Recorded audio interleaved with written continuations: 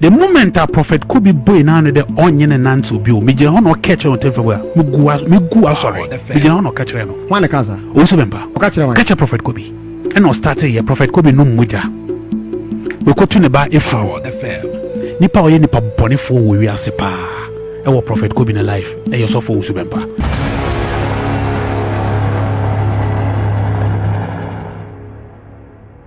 I know, sir, at a point in time in your life, I don't know whether you were a staunch member of Prophet Badu Kobi's church.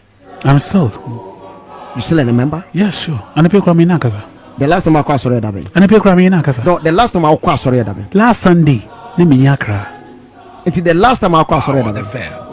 It's Sunday, 2 weeks now I saw them. Prophet Badu Kobi are sorry membership senator. What have in the maybe affected Prophet Kobi because of one person. Who is that? Owusu Bempah. Oh no.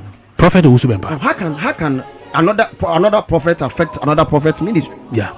How can it be? The moment a prophet Kobi boy na no the onye ne nante obi o me je ho no catch on temfo me gu sorry me je ho no catch no so me gu sorry wan kaza Owusu Bempah o catch wan catch prophet Kobi me je ho no catch no no waguno o se me gu sorry no waguno and no start here prophet Kobi no muja we ko tu ne ba efu o so won ben prophet Kobi ti said ya meme ben na obi kasa asam we che obi di nechi nipa oye nipa bonefo wo wi ase pa e wo prophet Kobi na life e yo so for Owusu Bempah me na me kan ye beautiful e kan ye ye wona woka. So it's your own word? It's my word. Nipa oye nipa bonefo pa wo wi ase e yo so for Owusu Bempah. No can it be enye wi ase o se ewo abrabom e yo so for Owusu Bempah. Every 6 months na so for prophet Kobi or top brand new car e de so for Owusu Bempah. What be catch re ne say 2016 omunko shankom na nyankopon aka kire say akufo ado benweni na prophet Kobi say on nyame nkansa asam che no omo de no way for bia ba omo be chinchim ne manti yisi kura no be je ne machine. No, you're making allegation, please. Oh, and me ho no kan no. Oh, Ajimai, I wasn't there, please. Me, I was there. Mr. Beautiful. 2016, which is 8 years now. Oh, what? I was there. So you were a witness? I was there. You're from media dance. I was there. No, you're from media dance. I was there. No, that's not. It doesn't answer my question. Ajimai, Sofu Kobi si nyankopon kansa asem ni nkyere no. Wo si osofu na do wini ye no 2016. And the prophet Kobi Beshem come say Ghanaians will regret after 6 months. Power the fam. And when so for Owusu Bempah so beka say waso da ye hu fruits. Inti Ghana be ye de. Around that time no ena eja Bempah frɛ prophet Kobi so hia no. All come Kobi. The living room e two, you big living room, near small living room. You call small living room. Or catch any say, what's also she come Ajimanu Adriani at to form? Huh? Yes. As someone I am me yes will be a calm and you. I was there. Power the fam. After that, no decided say me go sorry. So for prophet Kobi once some need your mama assemble Ajimanu what touch me wrongly. Don't say anything negative about these two men. Don't try. Because I know them. Prophet Kobi, I know the man. Me no. Many Prophet Kobi start saying in 2012. Yeah. Samuel T.A. Oya way. Me, you can't say anything negative about Prophet Kobi to me. Oh. Me, I know the man. I know him very well. Power the fam. But oye ni penti, me to me can say me to me di theater wamano because oye ni pa. But I know the man. Owusu Bempah ne catch and say, what you want for me?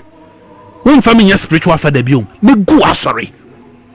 Also no moja we kutu ni bafunu or you see sanya mo kind na ba ko cry no we no cry atronko a osofu be a friend of Badu Kobi.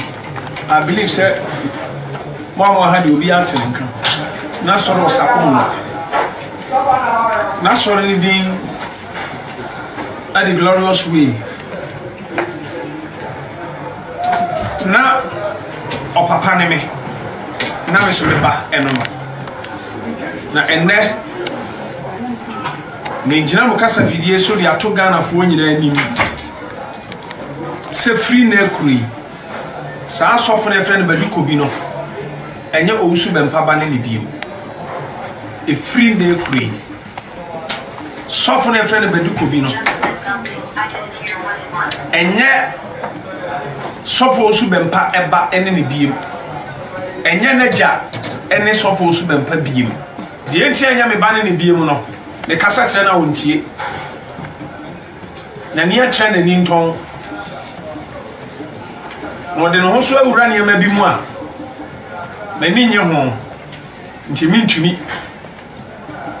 emfa na eba bi me ka so de no ho awura ne ma bi o me ka so akwakọ ye bibi ana wakọdwan ni bibi o ba ekuo bi ni krofo bi o no mo nam no eno nti mintumi emfa ne nya ba bi free say iwiase ayewe ese kire mo yonko na minchire osuban eno mo ntakra se no motubom se o papa ne obi na papa ne kasa kire o na untie kasa kire o na untie ane je se o mpe ne ja tama me ba ebe ka se Badu Kobi nya me babiem na mayi me nsefri ne so no ena Mr. Dobingo eba me nchen okay oba me nchen no se man of God. Some years back, you are one of my enemies. About catch you plane? Yes, you are one of my enemies. And Abusan said, why are you saying that? And I say, because you took Badu Kobi as your son. And Badu Kobi is not correct. Badu Kobi, I mean, he is worshipping idol. So I thought you are the same as Badu Kobi. Even I thought you are the one who taught Badu Kobi how to do some rituals, drink humans' blood, and so forth and so on. About open point, drinking human blood. Or catch them with blame. Maybe Saturday. Say na o feel say men so me no nipa moja ni bi. Eno ntina me ye ne enemy and the wife kura eni. Eno nti time o hu sama ba bontia be ka se Badu Kobi ed ne ho awura ne ma bim. Nse se Badu Kobi enya me ba bim no. Eno o catch ne wife say enya na Badu Kobi ne spiritual father yi enya no nim niam na Badu Kobi ye na fe na wakunu. Saa de enya mekọ papa no makoka ensem actually ni am na ho Badu Kobi ye sebe ya Badu Kobi ba be panic wa won sanje ne back. Oh okay. Because Badu Kobi o ye demon. Etimi wo honom e na osofu bi a no ne Badu Kobi nam e de papa ba me ho. Na ensem papa yi keka kire me no, to be frank with you, half of ensem o kan na me ni. Okay. Now unim Badu Kobi yo bi a ohunu so edindin but we are very difficult. Futu a me ma Badu Kobi me kasa kire Badu Kobi so nyai sa ne ma no me kaka me kai time a me ya say me pam na fi me ho no one honorable niama donko any Bishop Salifu Amuako e ba me fi ha e be pa me chewo me ka kire Bishop Salifu Amuako ka kire honorable niama donko say Badu Kobi ne ho awura ne ma bi enu nti na me say me mfa ne nya ba bi enti me ka kire no me ka Badu Kobi anim ne Bishop Salifu Amuako ne honorable niama donko anim awo ni fi ha ya ana me ka say Badu Kobi wo do ho awura ne ma bi na sa niama na wo ye no I mean I know it but na I thought say metimi a chon amwaja sa niama no because ye ko wiase ko preach a kire nkrofo mu ni merade ne a chon ma firi niama bi sa mu aberade mu na wa be fam ya ye ba no man transe me chon na me ka se niama bi sa enti no e bia mi fiu bi ma na se me pamo afiri me nchantem a na me kra ma nyam dwuma yi but me nya botre wo more than 2-3 years try ya so be ja sa niama no afa kra de oba no issue no eno kra na ama in fact by very sad osofo esie ye ho me eyewitness ene ma bi koso ho no ma ebesi na mentiase sentina nkofo kasa Badu Kobi kotu ni bani funu no ade ba na soro no na me believe because of me jenesie ho Bishop Salifo Amakona eye awufo no som no wasie ho no that day Badu Kobi gina me nchen na obi nim soso ho and obi nim wife yes Wow. na ade a kire madwene ne se me asofo yesie funu me kata wana mo Assemblies of God yesie funu me ma sore de me ka so obi nwuya na me dada etiefo one lady bia na obon ho modern wa sore num oyare owi ye kwasie ye I was there ema yesie no na efunu bi yebesie bi a mimi nim yakata emu no so Badu Kobi ba no eno ane se efunu adaka no omu di si emu no but yankata so ahona me kacha Badu Kobi more than 4 times se Badu Kobi me yankata de so na yensie funu sa o se papa wo de e chiri kra na dwokra no yebeba aba be sa de nam se Badu Kobi ade me yankata so ase na minim esisi me so me ya Badu Kobi am yankata mu no so eni edi free hokoye ebesi ne mentiase enunti time ba out say Badu Kobi musan koyi eko yi ifuna daka ne free ho no the way omu si ye no wo yi ifuna daka na omre because o man kata so empty and omu edisi bi so no mu wuro ya ne ifuna daka ne kosi amu no entu pese ifuna daka na so obesa wura na san apanya ba utimi sa adwene kase no mu de yeso omu si akwala no obi a oye smart bi abon sa de we nya sie ne kosi akwala no ye de koto ho ana ye de ifuna no ekosi amnem yankata so yansi obetimi asa akwa yi ni easily. That is my worry. Eno na nchen abrantie bi na Badu Kobi asori na I believe say Mr. Domingo nim asma make sa abrantie no ho no hu say Badu Kobi ni akonfo aba asori ho Bisa na nusi ya good na asem we no Badu Kobi na church elder ene be ka kire me na akonfo ne ba ho emomo be ya rituals with Badu Kobi boy ni huni na boy no ka asem ne kan na nkofo believe no te me kura me ka kire Badu Kobi ne elder na obe ka asem ne kire me ne say kan pese me meet boy na nkasa because that time na mahuru Badu Kobi niema na oye ebre bi atwam no Badu Kobi spiritual fathers num ba ko ka kire me say Badu Kobi the entire ama wan fa Badu Kobi anya babie no Badu Kobi kotu bosom ba me soso me yese no wa kotu bosom eni patimi sakira eni patimi sesa yeah nsamafo mpo epedom na nya ya atiasefo yesu se enko wiase apene nyina ko kan sempa I will do my best me sana mete me Owusu Bempah sana mete ana me mpese nipa be ko sey mu because me kenka twro no na me hunu atemuo de besi ene de betu nipa na me yase nipa ebe ko sey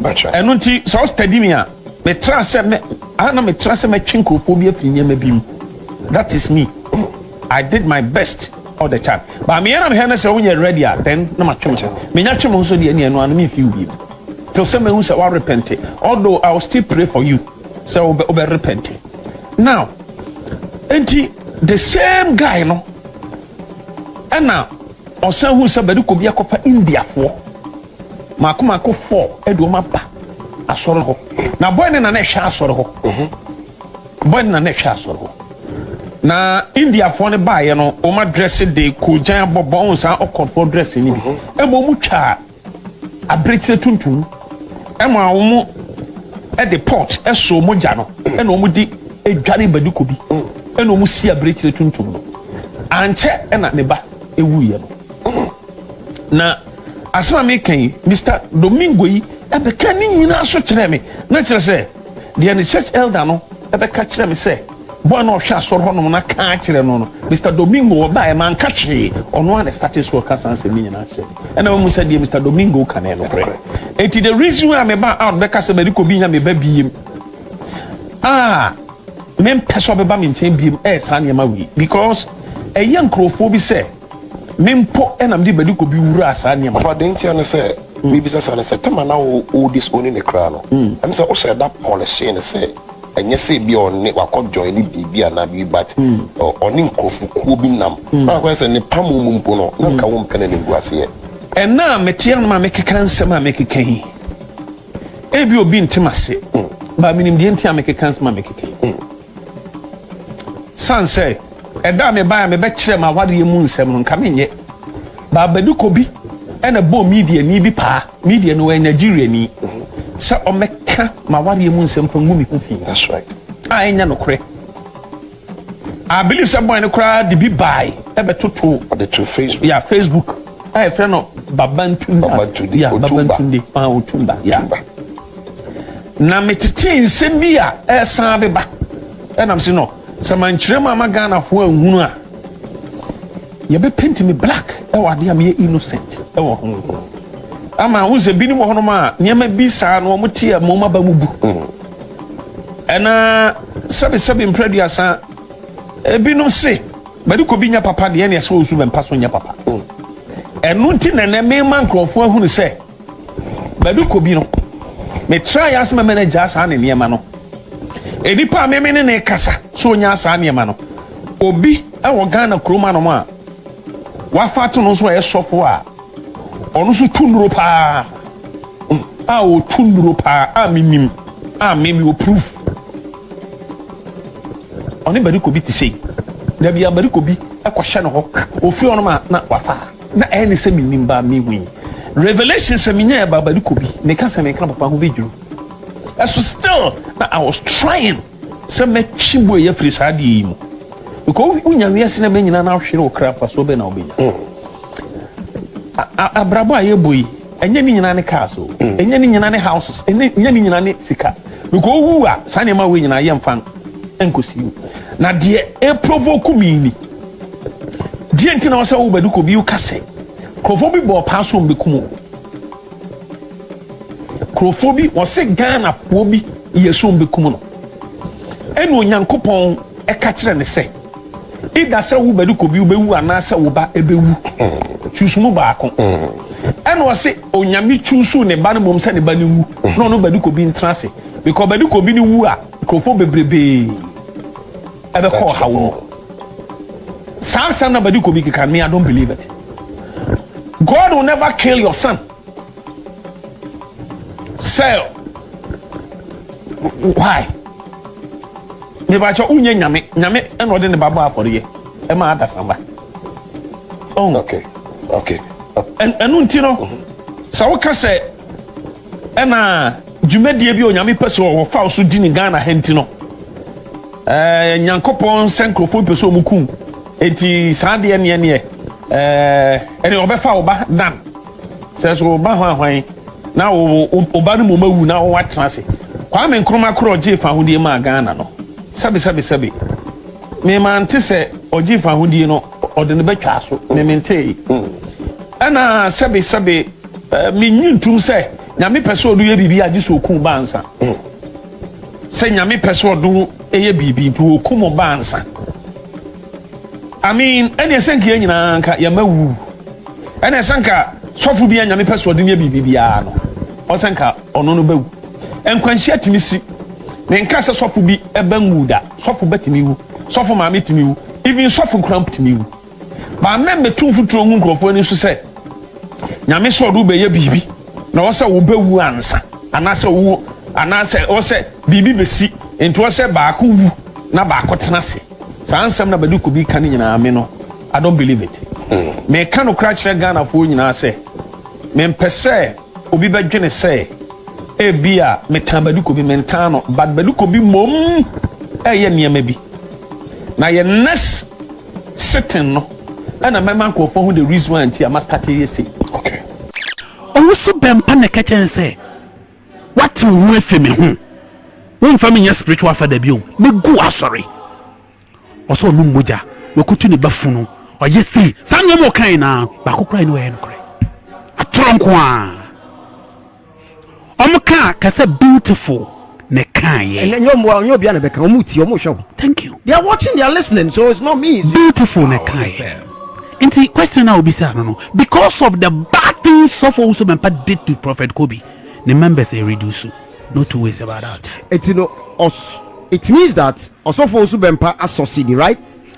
was succeeded by Edenanim was succeeded but Edenanim a channel he will pay for it And there been a bema also da or catch and say megu asore no Prophet Kobi catch and say hey beautiful be careful Owusu Bempah na say emfa wanu ntum Mempesa obeka na asem omo frɛ wɔ radio so TV so don't say anything negative about Owusu Bempah. Speak to the microphone, please. Don't say anything negative about Owusu Bempah. That is what Prophet Kobi. Inti Owusu Bempah ne Prophet Kobi nsame buy. What is am kabida? Man kabida. Just Now I'm saying something about it. Why are you saying it today? I'm saying it today because question now will be some, I need to bring certain things in to justify certain things. Ha! I'm sure Power Entertainment on Power FM, Power Entertainment on Radio XYZ, Power Entertainment on TV XYZ, Power Entertainment on YouTube. That's XYZ Broadcasting.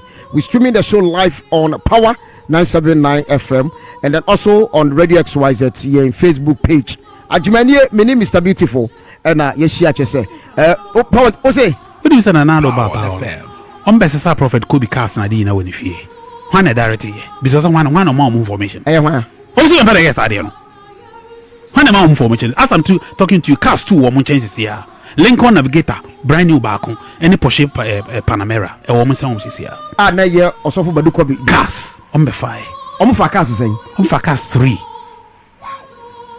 Brand new cars. I didn't know 5. Almost on your duty, almost check yano, and government in power. Send a Prophet Kobi bomb, which is on common something negative for. And come into but cast woman changes here, but they will pay for it. And also for Owusu Bempah and Mombesa. Oh yeah, where he told Canada Japan. I'm not catching Canada Japan. Making it Japan way for the fire, custom for the side. Oh no, Canada Japan started so yeah expose be. Also for Badu Kobi who be a banese no teaming information at the council far also for Badu Kobi. Who want a number and go friend? But Manka Samuel was searching every mu. Who want a number and go friend? Quite fast in your information a warning quaho. And some no can no problem. Ajamai, Sankawunya Canada Japan no more, go friend. Nanko be as I'm talking to you, Uncle Prophet could be crap up and choose some more kind, and you'll be a catcher. Now, appropriate time, you mention the person's name. Can a Japan fair also for of course, but Kobi? Yes, up and yeah. Sorry, Ubina Kachreno. Wow. Sansam the cost not saying now also for Badu Kobi feeling. He's somebody. The life in it is a school. May I always take his life as a school. I've learned a lot from these two great men, Prophet Kobi and John Dramani Mahama. I've learned a lot from these two great men. If I fail in life, I'm a very foolish person. Because I've learned a lot from them.